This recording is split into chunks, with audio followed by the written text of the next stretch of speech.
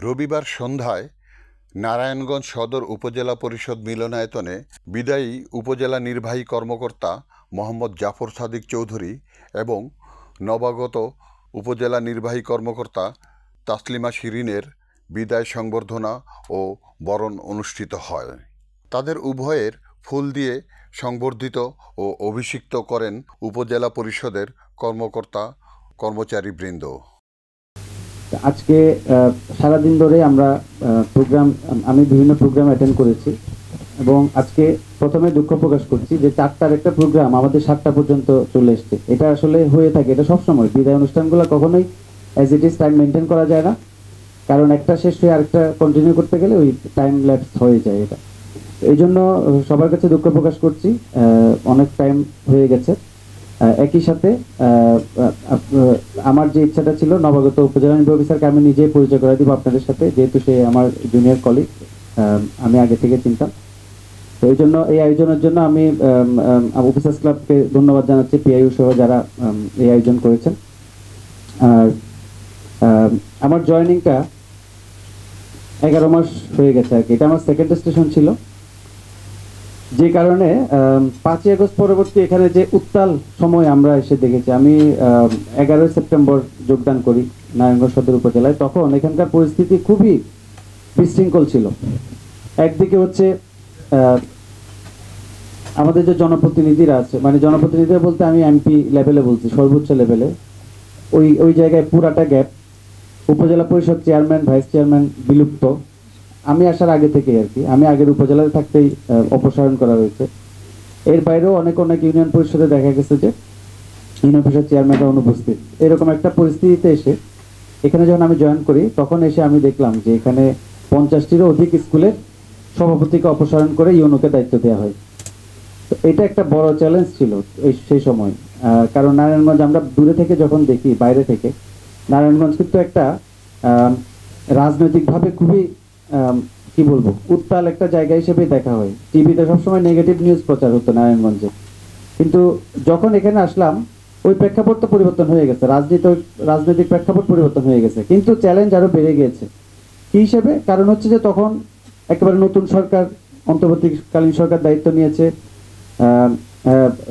একটা political gap তৈরি হয়েছে, যে কারণে হচ্ছে যে একেবারে প্রশাসনের উপরে সকল দায়িত্ব এসে পড়ায় আমরা প্রশাসনে যারা ছিলাম আমরা অনেক বেশি ভারাক্রান্ত ছিলাম ওই সময়। এতগুলো দায়িত্ব পালন করা একই সাথে খুবই ডিফিকাল্ট ছিল। এবং আমি আমার অফিসারদেরকে ধন্যবাদ দেব, উপজেলা পরিষদ নারায়ণগঞ্জ সদরে যারা ছিলেন, এর মধ্যে অনেকে বদলি হয়েছেন, অনেকে নতুনভাবে জয়েন করেছেন, প্রত্যেকে এত বেশি সহযোগিতা করেছেন যেটা বলার মতো না। আসসালামু আলাইকুম, শুভ সন্ধ্যা। প্রথমে সবাইকে অনেক ধন্যবাদ এবং কৃতজ্ঞতা জানাচ্ছি যে পরন্ত সন্ধ্যা পর্যন্ত সবাই ওয়েট করছেন, বাসায় না গিয়ে বসে আছেন আমাদের জন্য, এজন্য সবার প্রতি কৃতজ্ঞতা। আমি শিরিন, তাসলিমা শিরিন। আমি 35তম ব্যাচের একজন সদস্য, বাংলাদেশ অ্যাডমিনিস্ট্রেশন সার্ভিসের। স্যার 34 ব্যাচের, স্যার আমার এক ব্যাচ সিনিয়র। তো স্যারের সাথে আমি এর আগে কাজ করেছিলাম কুমিল্লায়, যেরকম স্যার বললেন। স্যার তখন এসিলেন্ট ছিলেন, আমি ছিলাম ডিসি অফিসে এসি জেনারেল। খুব কম ইন্টারাকশন হয়েছে, কিন্তু মিটিং এ দেখা হতো, কথা হতো এই। আর আরেকটা বড় কানেকশন হচ্ছে স্যার আর আমি একই জেলার মানুষ। স্যারের বাড়ি চট্টগ্রাম, আমাদের বাড়ি চট্টগ্রাম।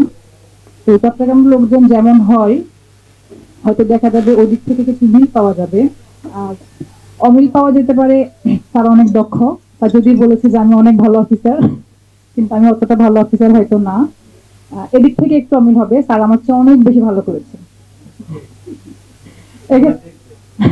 এক্ষেত্রে যেটা হয়, কেউ যখন খুব ভালো কাজ করে, অনেক হাইটে নিয়ে যায় কোন একটা কাজকে, তখন পরের জন আসলে তো খুব টাফ হয়, ওটুকু পৌঁছায় খুব টাফ হয়। তো আমি স্যারের চেয়ে ভালো করবো এই চিন্তা তো কখনোই করি নাই। তো আমি আশা রাখছি যে আপনাদের সকলের সহযোগিতা নিয়ে আমি অন্ততপক্ষে স্যার যে ধারাটা শুরু করেছেন সেটা যাতে ডাউন না হয়, তাতে খারাপ যাতে না হয় আর কি। আমি এর আগে কাজ করেছি বিভাগীয় কমিশনার কার্যালয়ে, ঢাকায়, যেটা আমাদের মোটামুটি সকল পোস্টিং ওখান থেকে হয়। আমি ওখানে এমডিসি ছিলাম, স্যারের সাথে কাজ করেছি। তার আগে আমি 2 বছর অস্ট্রেলিয়াতে ছিলাম, ওখানে আমি একটা মাস্টার্স করেছি। ওখান থেকে এসে কমিশনার অফিসে ছিলাম। তো যতজন পরিচয় দিয়েছেন হয়তো কারো কথাই মনে থাকবে না, কয়েকজন মনে থাকবে, উনি হচ্ছে প্রিয় মনে আছে, উনি হচ্ছেন উপজেলা ইঞ্জিনিয়ার। আর বাকিদের সবার পদবি মনে আছে যে আসছেন, আস্তে আস্তে হয়তো পরিচয় হয়ে যাবে এবং মনে থাকবে। 3জন স্টুডেন্ট দেখেছি, ওদের সাথে পরিচয় হয়েছে এর আগে।